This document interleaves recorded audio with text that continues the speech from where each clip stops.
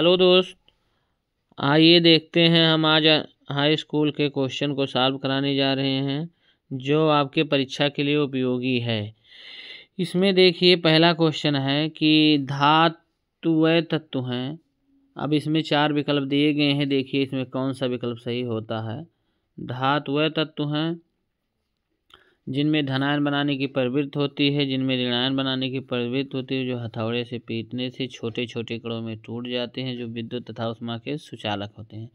तो इसमें देखिए कौन सा विकल्प सही है। तो इसमें देखिए है विकल्प सही, पहला विकल्प सही है कि धातुएं तत्व हैं जो ऋणायन और धनायन बनाने की क्या रखते हैं, प्रवृत्ति रखते हैं, वही धातु कहलाते हैं। धातुएं तत्व हैं जो धनायन बनाने की प्रवृत्ति रखते हैं। दूसरा क्वेश्चन क्या है, धातु जो समान ताप पर द्रव है, इसमें आपका कौन सही है। पारा, लोहा, ब्रोमीन, जल। इसमें आपका सही विकल्प होगा पारा। इसका भी क्वेश्चन ए सही है।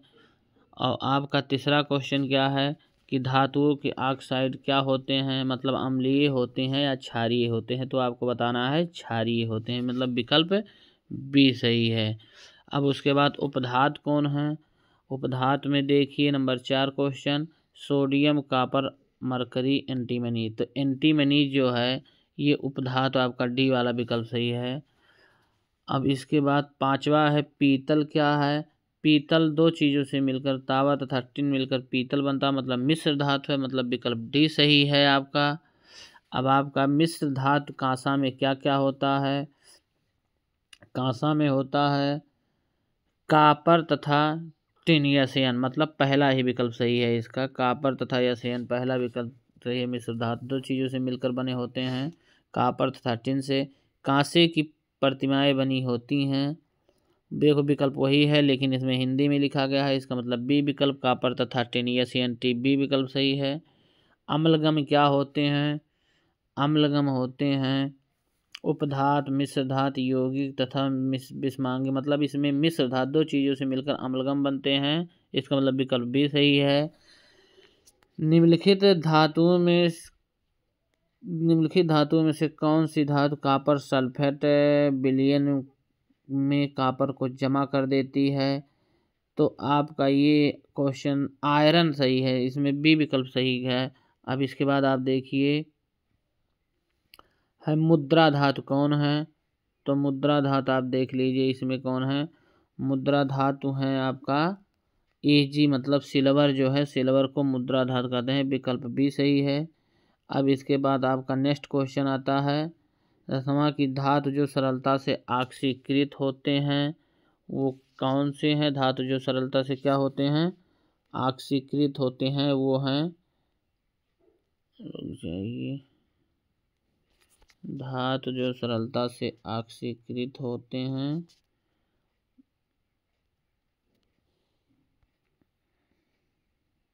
वो है ए। आपका ये भी जी सिल्वर ही है, क्योंकि ना प्लेटिनम ऑक्सीकृत होता है, ना कॉपर, ना एल्युमिनियम, ना, इसका मतलब बी विकल्प इसका भी सही है। अब नेक्स्ट क्वेश्चन 12 नंबर क्वेश्चन आता है आपका कि सोडियम, मैग्नीशियम, कॉपर तथा AU की सक्रियता का घटता क्रम कौन कौन है। तो इसमें आप देखिए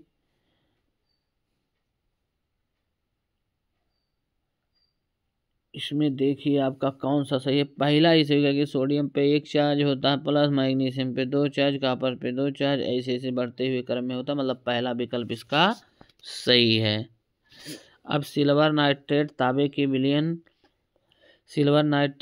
विलयन में तांबे की छीलन डालने पर विलयन हो जाता है। तो विलयन क्या होगा, विलयन Cu++ आयन की उपस्थिति में सही, मतलब सी विकल्प सही है आपका।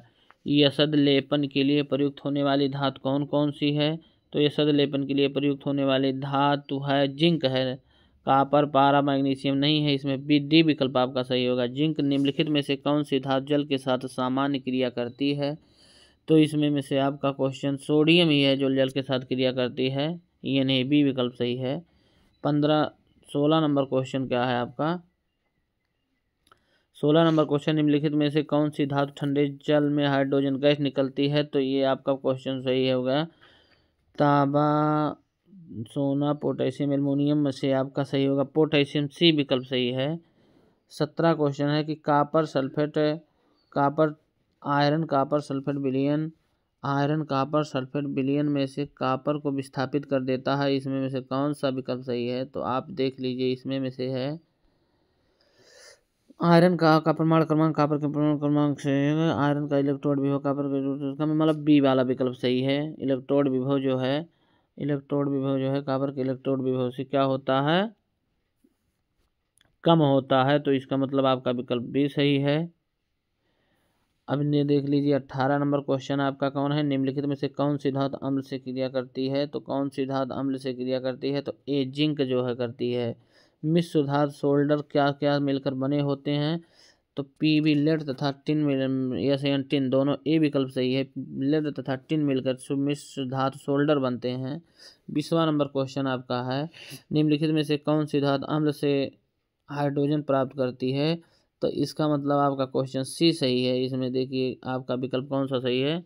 सी विकल्प आपका सही है। अब नेक्स्ट आपका देख लीजिए क्वेश्चन आता है 21 नंबर क्वेश्चन में आपका देख लीजिए क्या क्या है। इस 21 नंबर है एंटीमनी क्या है?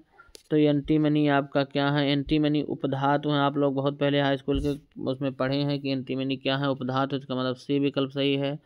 जर्मन इसवा है कि जर्मन सिल्वर में कौन सी धातु नहीं होती? तो जर्मन सिल्वर में एजी मतलब सिल्वर एजी नहीं होता है और सब होते हैं। सब लोग एजी लगा देते हैं कि सिल्वर का नाम लिया रहता है, लेकिन एजी नहीं होता है। आपका 23वां है कि जस्ता धातु हाइड्रोक्लोरिक अम्ल से क्रिया करके कौन सी गैस निष्कासित करती है?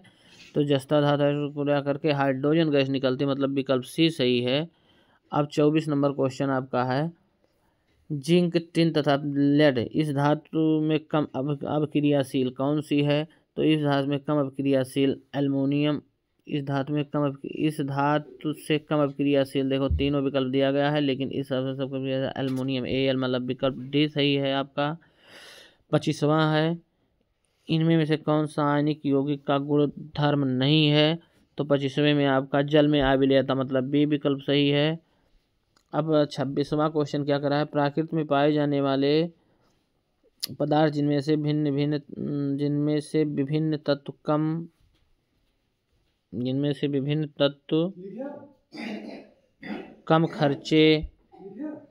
कम खर्चे में आसानी से निष्कासित किए जाते हैं। तो निम्न निष्कासित किए जा सकते हैं क्या कहलाते हैं? अयस्क कहलाते हैं, मतलब इसमें से विकल्प आपका सही होगा बी। अब आपका क्वेश्चन कौन सा आ गया? अब क्वेश्चन 27 क्या कह रहा है? 27 कह रहा है कि निम्नलिखित में से कौन सा कथन सत्य है? बॉक्साइड एल्युमिनियम का अयस्क है, ये सही है। मैग्नेटाइट मैग्नीशियम का अयस्क नहीं, लोहे का है। हीमेटाइट लोहे का, पायराइट कापर का अयस्क है। तो मतलब पहला ही विकल्प इसमें से आपका ए सही होगा, ये सही होगा। ये एल्युमिनियम का नेक्स्ट क्वेश्चन कौन सा आपका है? 28 नेक्स्ट विकल्प आपका है 28 नंबर क्वेश्चन के एल्युमिनियम के अयस्क कहाँ है? एल्युमिनियम किसके अयस्क हैं? ये एल्युमिनियम मतलब हैं 29 का डी बॉक्साइड एल्युमिनियम का बॉक्साइड है। नियान क्या है? अब देख लीजिए नियान क्या है? नियान है 29 नंबर क्वेश्चन आपका है क्षार धातु है, अक्रिय गैस है, उपधातु है, संक्रमण धातु। मतलब नियान आपका है अक्रिय गैस है। तो आप इसको जाने रहिएगा कौन नियान है। अक्रिय गैस वे गैस होते हैं जो इलेक्ट्रॉनिक विन्यास करते हैं, उनके कोष हमेशा खुले रहते हैं, ना किसी को इलेक्ट्रॉन दिए रहते हैं ना लिए रहते हैं, उसे अक्रिय गैस कहते हैं। नियान भी है, हीलियम भी है, आर्गन भी है, ये सब क्या है? अक्रिय गैस हैं। 30वां नंबर क्वेश्चन है अयस्कों के सांद्रण को फेन पलोन विधि प्राय किस प्रकार के अयस्कों में प्रयुक्त की जाती है?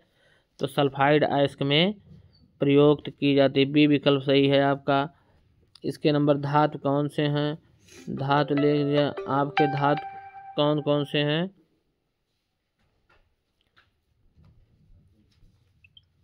धातु आपके हैं बोरान, लिथियम, सिलिकॉन, कार्बन ही मतलब लिथियम ही धातु है, इसका मतलब बी विकल्प सही है। 32 नंबर क्वेश्चन में दीजिए सिलिका, कॉपर, जिंक, कार्बन ठंडे तनु अम्ल में हाइड्रोजन गैस देता है, कौन देता है? जिंक देता है, मतलब सी विकल्प सही है। इस प्रकार के क्वेश्चन आपके परीक्षा में आएंगे। आप ध्यान से पढ़िए, ऐसे क्वेश्चन सॉल्व कराएंगे, इसको पढ़िए जो आप परीक्षा के लिए उपयोगी है। और इसके बाद हम नेक्स्ट वीडियो में भी मिलेंगे। धन्यवाद।